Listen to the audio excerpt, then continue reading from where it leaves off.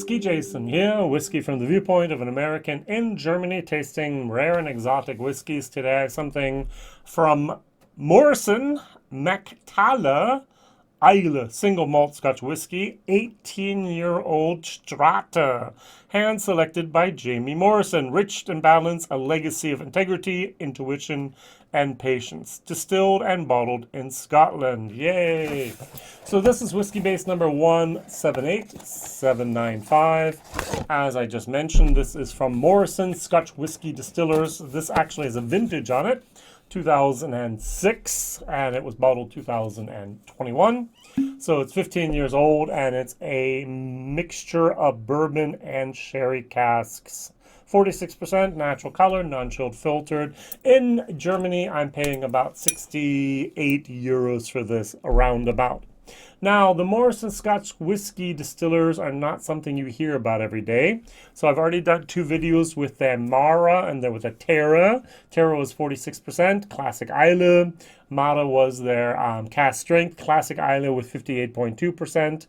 And then we have here now, finally, about 4 to 5 months later, the Strata. Now, Morrison Scotch Whiskey Distillers is owned and operated by one of Scotland's most prominent whiskey families, with Jamie and Brian Morrison at the helm.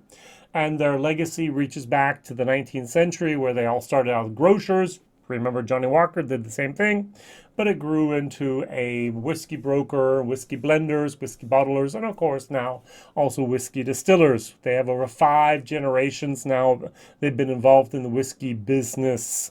Now in 2017, they opened a new single malt distillery named Aberaggy in Perthshire.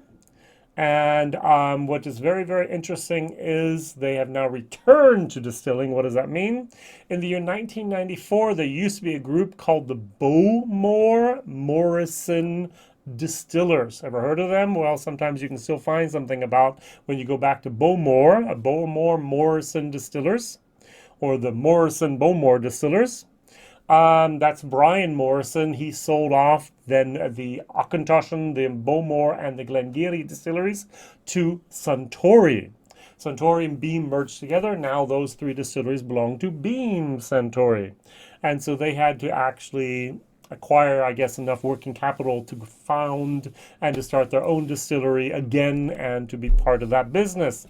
So what am I going to compare it to? Many people online believe this is a Coila. And so I'm going to compare it to here, a 10-year-old Coila that I have here from an independent bottler.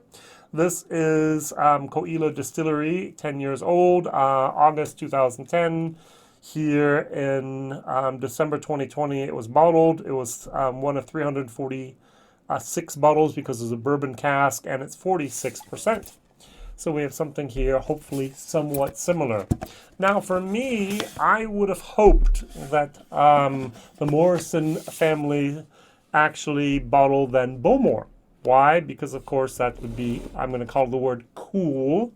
I don't know if they held back casks or if they sold everything off back then, if they have had the opportunity to buy back some of their casks that they got rid of. But hey, this is something that is a little bit older, 15 years ago, but still the distillery was long gone by the time this was made. As I said, 1994, they sold it off, and this was made in 2006. So let's take a look at the nose. I do get a salty, sweet goodness with a lime peel. Is that right? No, lemon peel, not lime peel, Jason. Shame on you. Lemon peel here. So this is a single malt, so it is one distillery. It could be Ardbeg, it could be Kilchoman, it could be Lagavulin, it could be Lafroig, it could be Bunnahabhain. Did I mention Kilchoman? I think so. It's probably going to be Coila. So those are the casks that are available at the moment, and so many of these people have that. I'm not really sure if this is a finish. It doesn't really say so anyplace here. It says, for generations, the Morrison family have sought to bottle the spirit of Islay, and the result is Mac-Talla. Carved by the Terra, Mara, and Strata of Isla's weather-beaten shores, it's the taste of the end-tame that leaves a lasting impression. So there's no place like Isla, steeped in tradition, shaped by the elements.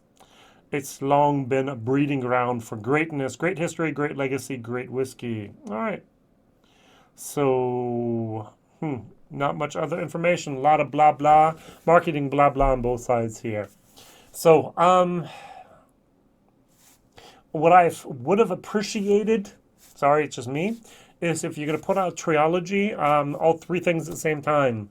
Don't just put out then two whiskeys and then wait 4 months and pull out the next two whiskeys. So Terra and Mara were available at the same time, both fairly good price, 40 euros around about, and Strata much more expensive with 67 pounds here. All right, so pounds, euros.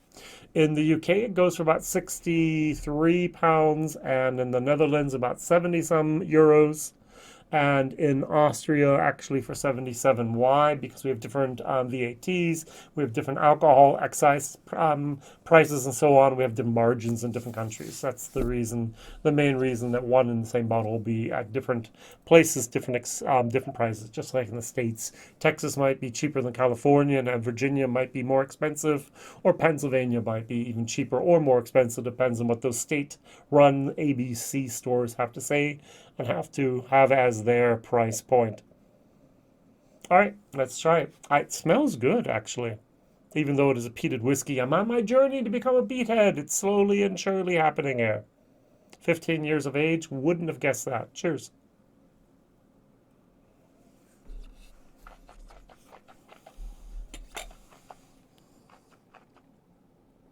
A much darker color. The sherry is there.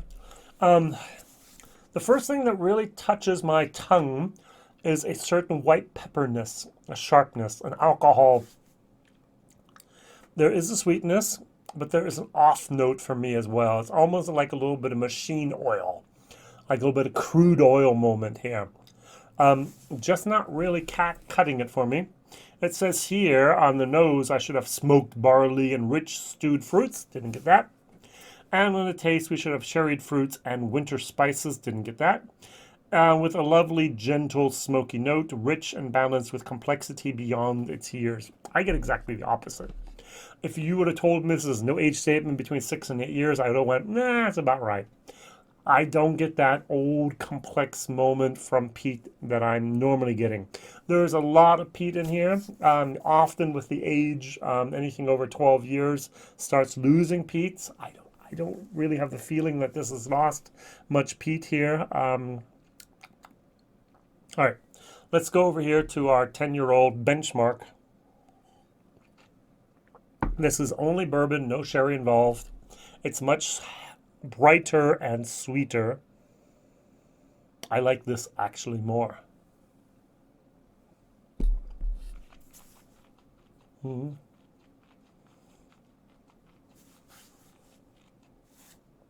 46%, creamier. You get a nice burst of that Koile peat towards the end there. Nice. A little bit of rubbery, burnt rubber towards the end. Good, and then yeah, the aftertaste is not the best here. Do I get burnt rubber over here? I don't. So I guess they had a fairly good cask or casks. How many bottles? I have no idea. I could not find any information online about the size of this batch here.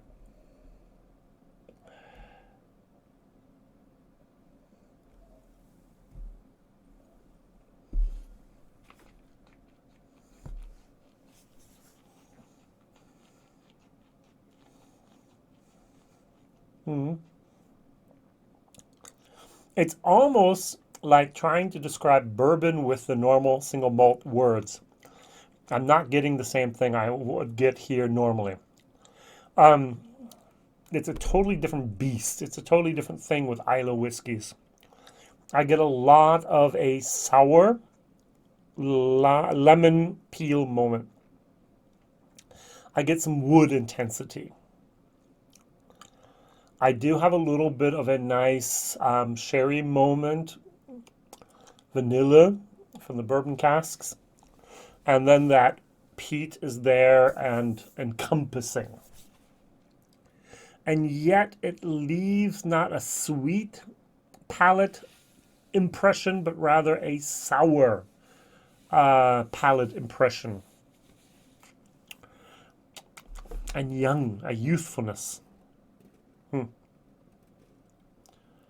Sherried fruits and winter spices with a lovely gentle smoke note, rich and balanced with complexity beyond its years. Definitely not. All right, real quick here. Whiskybase give this an 85, which is more than I thought it was going to be.